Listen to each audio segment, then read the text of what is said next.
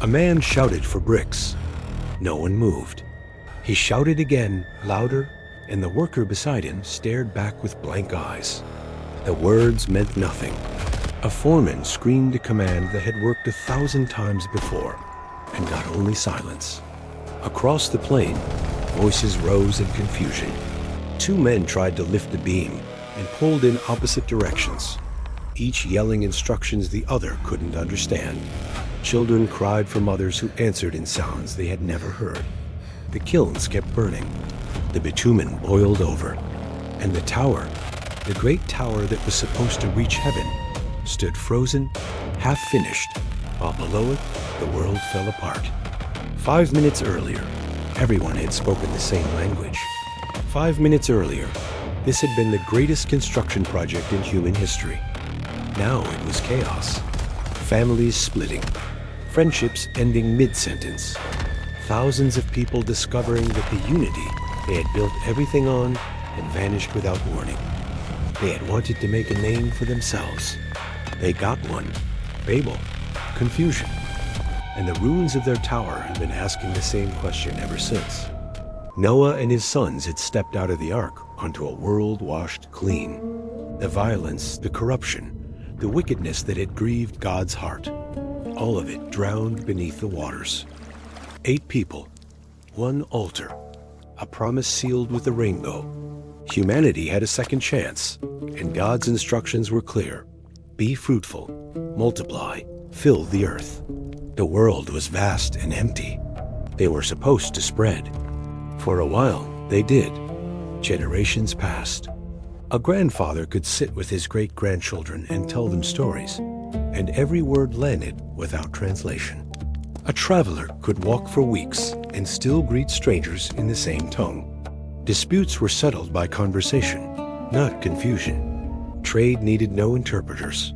Prayer sounded the same in every tent.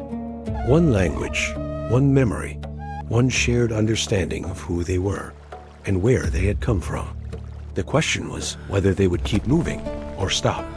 They found the plain between 2 rivers. The land was flat, the soil was rich, and the water flowed year-round. After generations of wandering through mountains and valleys, Shinar must have looked like paradise. No more climbing. No more searching for the next place to camp. Here was space enough for everyone. Fertile ground for crops, rivers for irrigation. The people looked at each other and made a decision that seemed perfectly reasonable. Let's stay. God had said to fill the earth, not to fill a single valley. He had commanded spreading, not settling. The plain of Shinar was beautiful, but stopping there meant stopping short. The people didn't announce the rebellion with trumpets. They just looked at the land, looked at each other, and decided that this was far enough. Sometimes disobedience doesn't feel like disobedience. Sometimes it just feels like finding a good place to rest. There was a problem with Shinar. The land had rivers and soil, but it didn't have stone. In the mountains, builders could cut rock from the hills. Here, there was nothing but clay and mud. Then someone tried something different. He shaped the clay into a block, placed it in a fire, and waited. When he pulled it out the next morning, the mud had transformed. He struck it against a rock. It didn't crumble. He dropped it on the ground. It didn't shatter.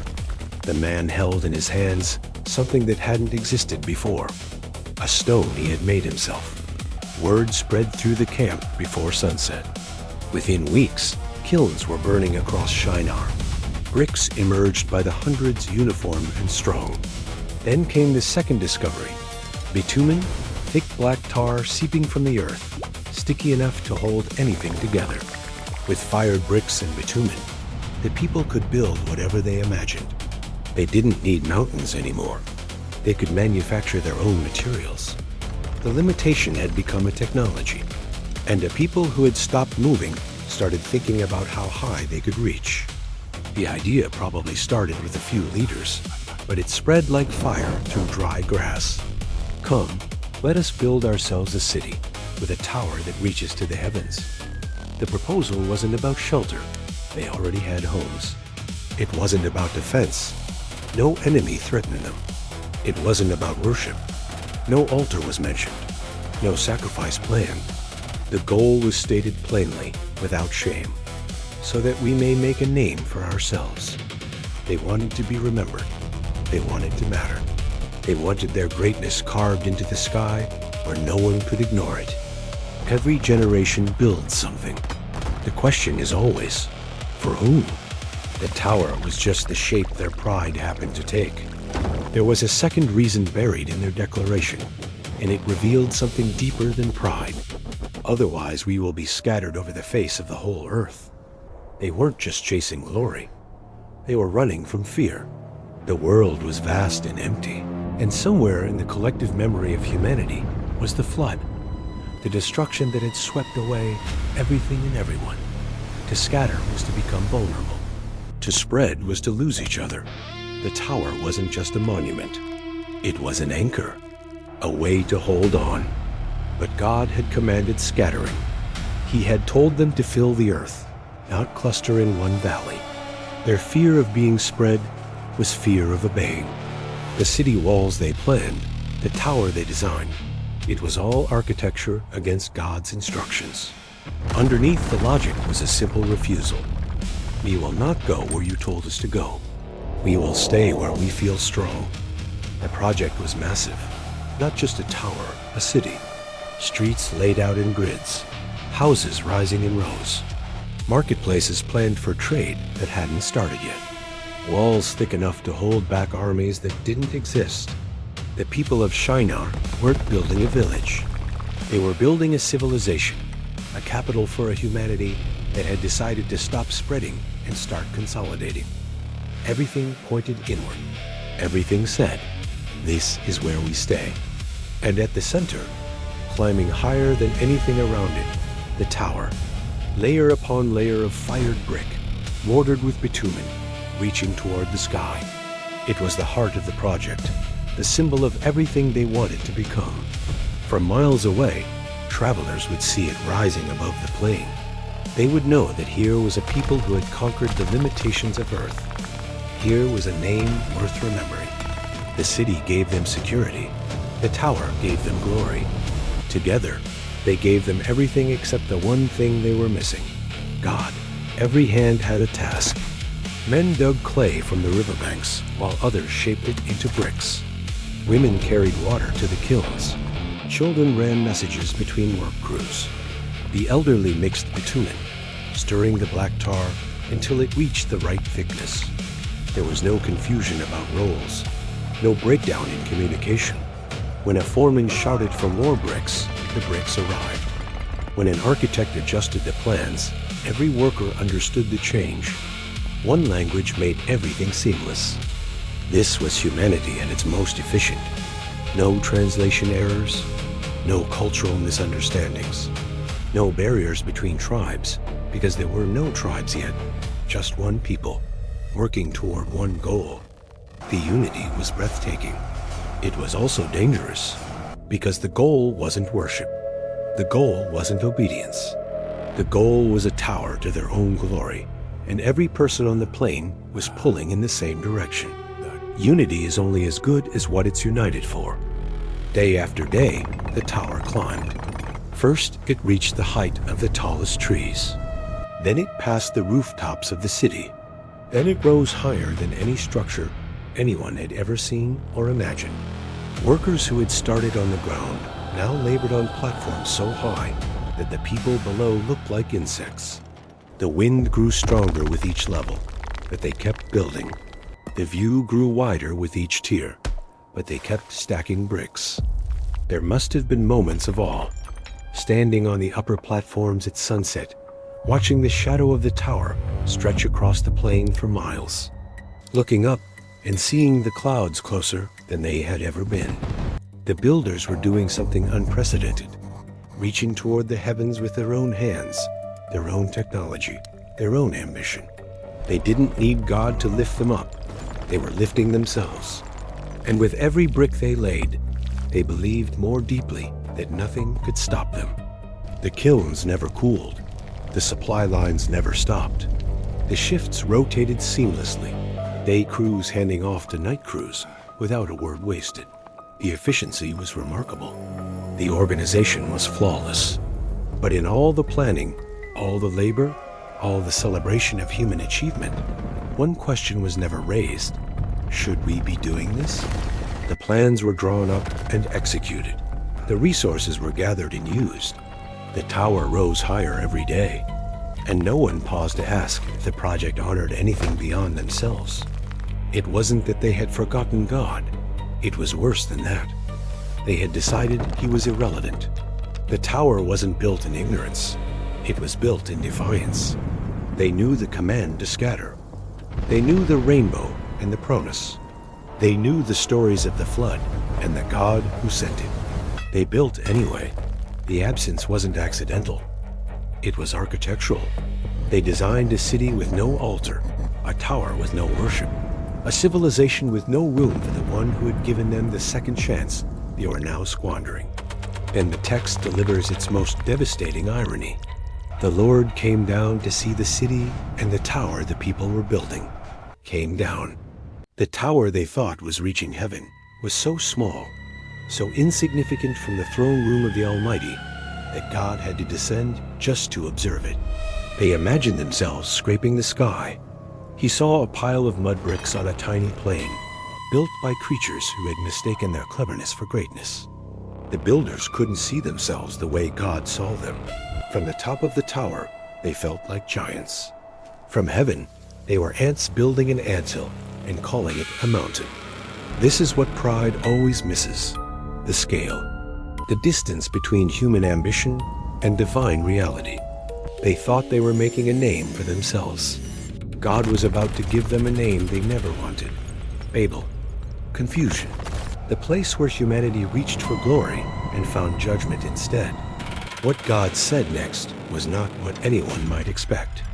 If as one people speaking the same language they have begun to do this, and nothing they plan to do will be impossible for them. It sounds almost like a compliment.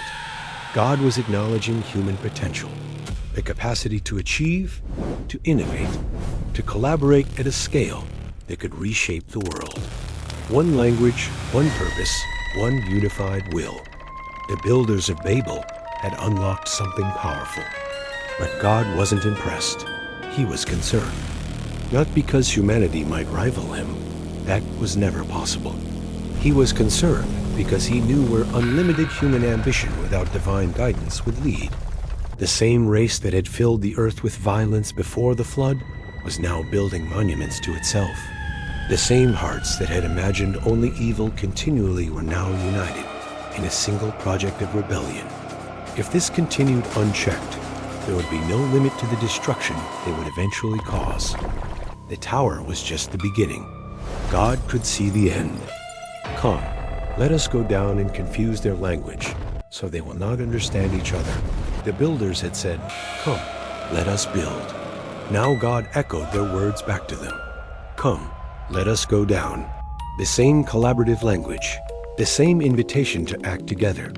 But this time, it was heaven responding to earth, the Creator addressing what the creatures had made. The echo was intentional. The reversal was coming.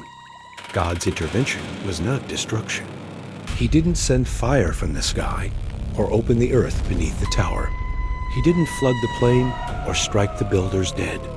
He did something more surgical, more precise, more devastating in its simplicity. He touched their tongues. He changed their words.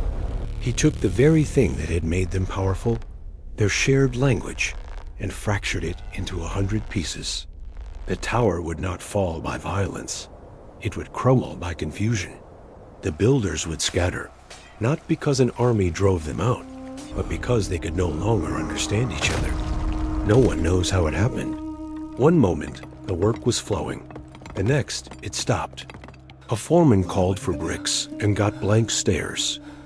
A worker shouted a warning, and no one moved. Two men tried to coordinate lifting a beam and ended up pulling in opposite directions, their voices producing sounds the other had never heard. The language that had bound them together for generations, the only language humanity had ever known, was suddenly gone. Panic spread faster than the confusion. Men grabbed each other by the shoulders, shouting words that meant nothing. Women called for their children and heard gibberish in response.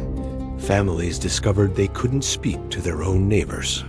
The kilns kept burning, but no one was feeding them. The bitumen bubbled over, but no one was watching. Bricks sat in piles that would never be stacked. The tower stood frozen at whatever height it had reached, and across the plain, thousands of people were realizing at the same moment that the world they had known was over. Groups formed without planning.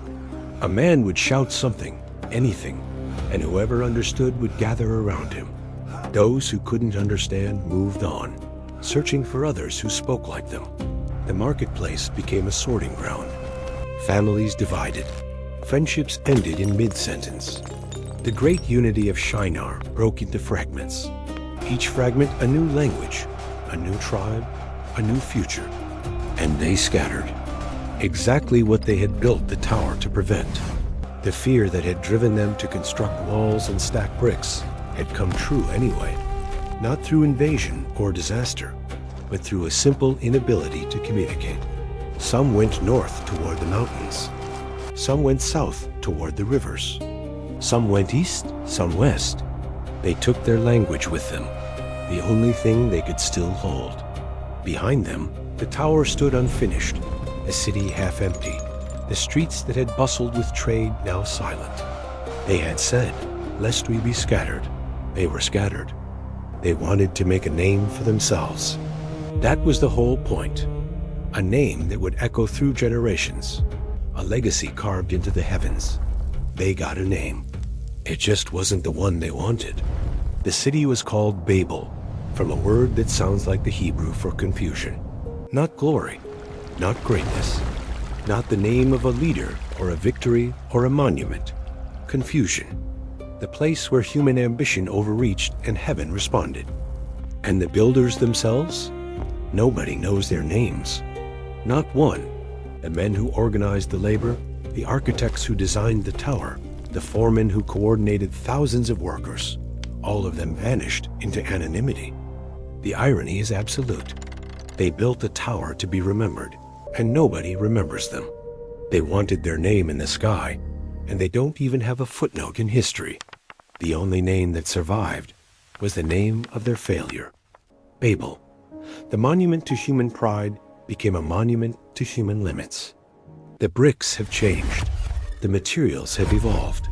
But the project continues. Every generation builds its own version of Babel. Structures designed to make a name. Systems created to avoid scattering. Technologies developed to reach the heavens without needing the God who lives there. The ambition is the same. The fear is the same.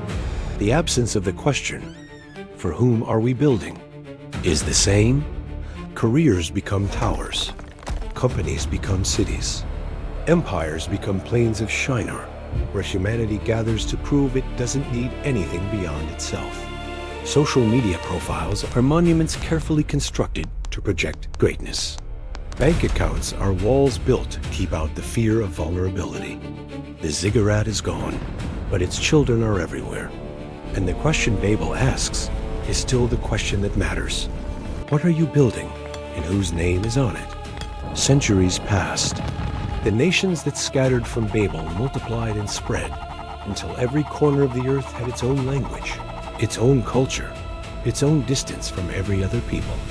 The division that began on that plain became the permanent condition of humanity, separated not just by geography, but by words, unable to understand each other, unable to unite, even when they wanted to. Babel's curse seemed permanent. Then came a day in Jerusalem, a room full of Galileans, waiting as Jesus had instructed.